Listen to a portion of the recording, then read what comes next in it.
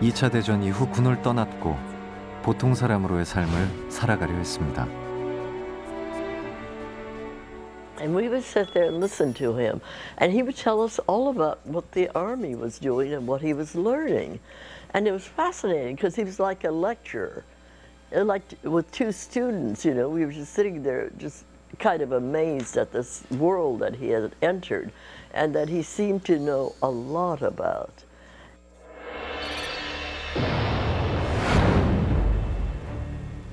(1950년) 한국 전쟁이 일어났고 당연히 가야 한다는 생각이 들었습니다. 주변에서 말리는 사람들도 많았지만 서류상 조국이 아닌 진짜 내 나라, 내 아버지의 나라에서 일어난 전쟁이었습니다. 다시 군복을 입는 게 당연했습니다. 미 7사단 31연대에 배정받아 초기 전투를 지휘하게 됩니다.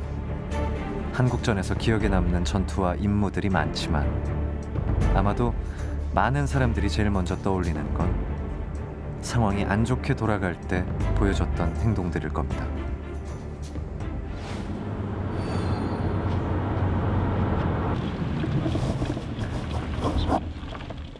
한국전에서 함께 싸웠던 찰스 런스포드. I'm very good, I think. You do come in.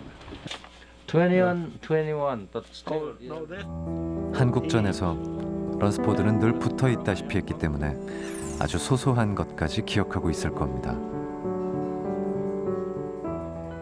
Even when bullets were around, you didn't. He was reluctant to take cover, so to speak. A little reluctant, I thought, to do that. Of course, you don't want to run at every sound, every shot that comes off or flinch big. That's not something that you should do with troops in the vicinity anyway. But Young-O was managed to stay in. He actually had no fear, I don't think, of bullets, or he didn't seem to.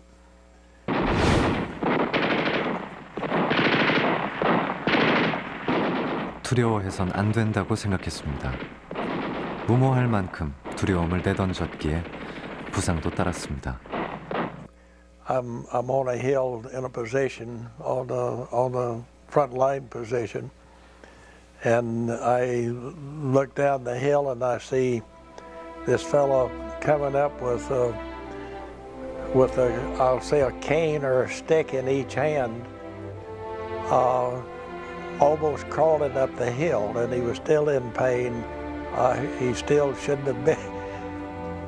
He forcing himself to come up the hill at a very low pace because he wasn't able to walk very fast.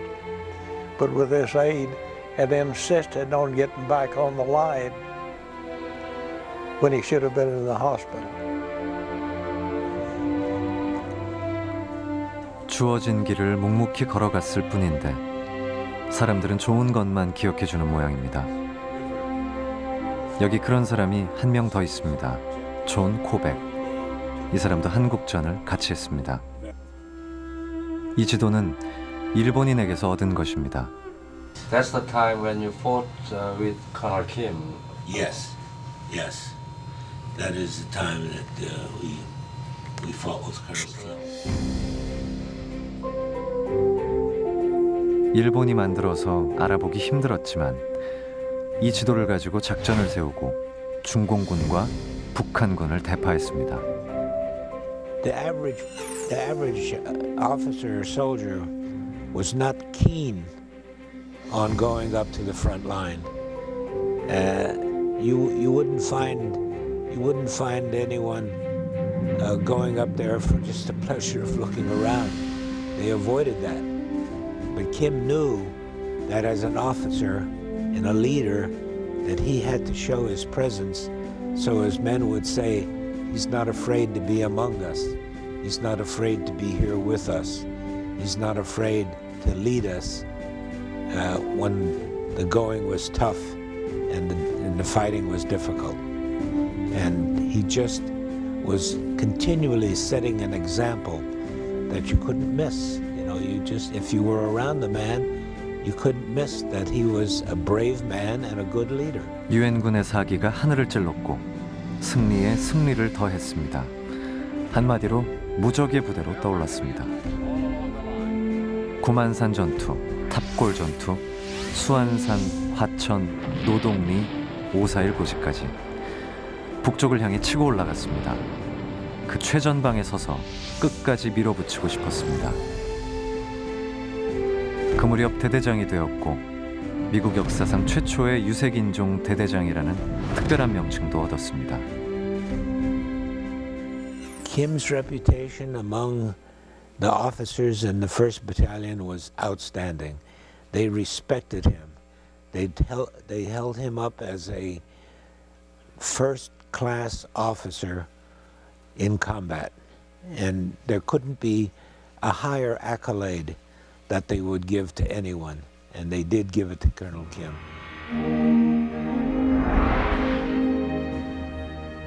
그 당시 우리 부대가 잘 싸워줘서 전선을 60km 정도 북상시킬 수 있었습니다.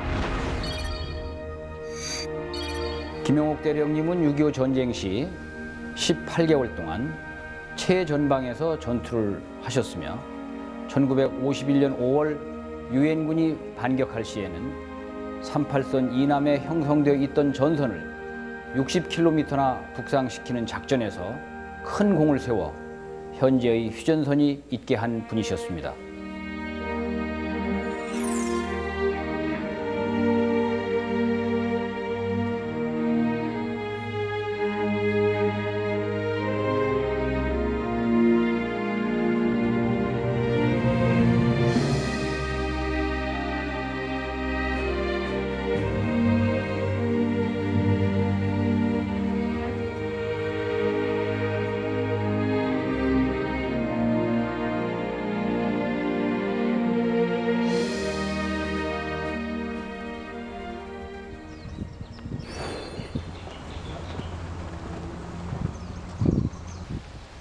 오로지 한 길만을 걸어온 삶.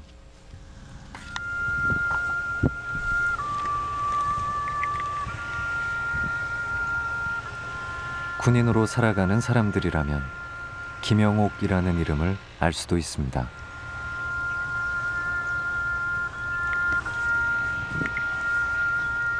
평생을 전쟁 속에서 살다 간 사람에게 경의를 표하는 게 군인에겐 예의일 수도 있습니다.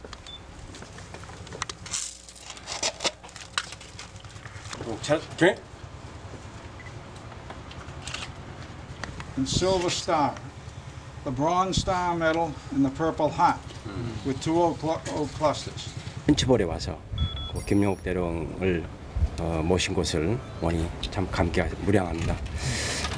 그 김영옥 대령의 삶이 현재 한국군의 현역인 모든 사람들에게 좋은 기감이 되리라고 보고, 또 초등학교 교과서에 실렸던 그의 삶이 우리 자라나는 대한민국의 새싹들에게도 널리 소개가 돼서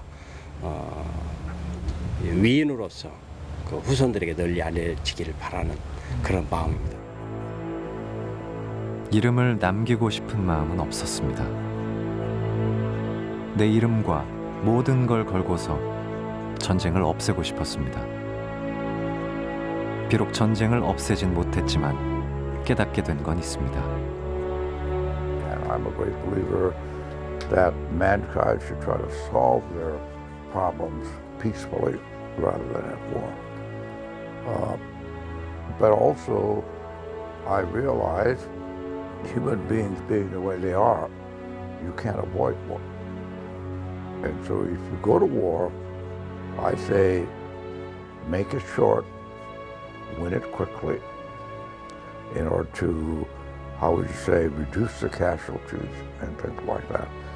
But I'm not an advocate for war, I'm an advocate for peace. But I realize that that's a dream.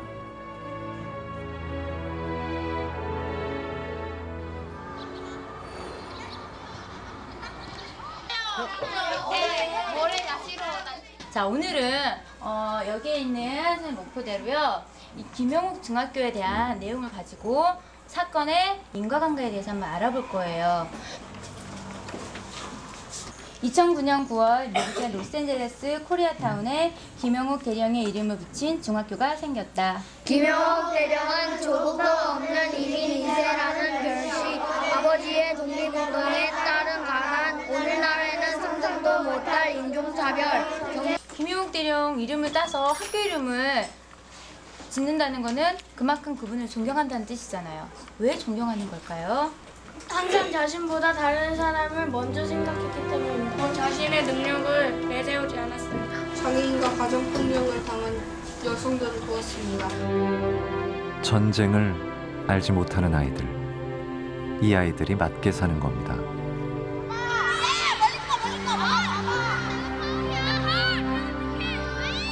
이 아이들이 전쟁을 모른 채 살아가길. 하나뿐인 소원입니다.